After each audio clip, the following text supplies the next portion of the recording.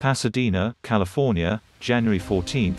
James Badge Dale of Hightown speaks on stage during STARZ TCA Winter 2020 on January 14, 2020 in Pasadena, California.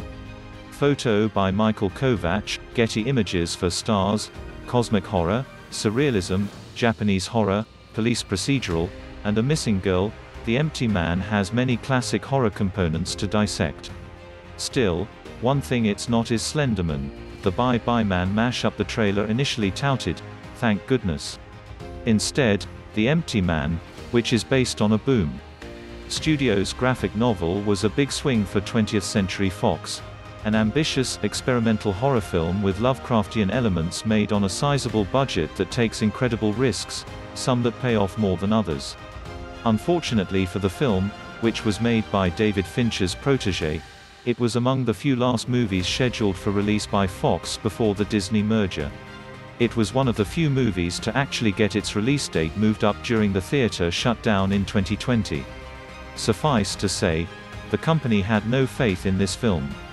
Not only was it poorly marketed, Pryor didn't even get a chance to finish editing the film. The version released is technically a rough cut, as the director said he had intended to cut another 6 minutes.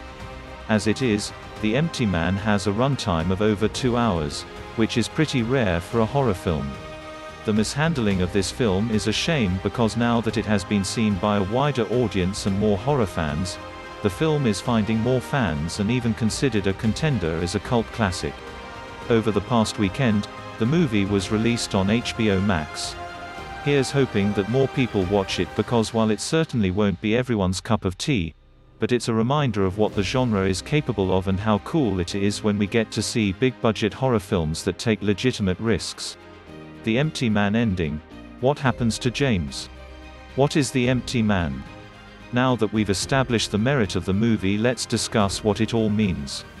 I'll preface this by saying that this is one of those films that probably needs to be watched a few times to fully comprehend it and pick up on all of the clues. Spoiler warning. It should go without saying, but this article contains major spoilers for the movie.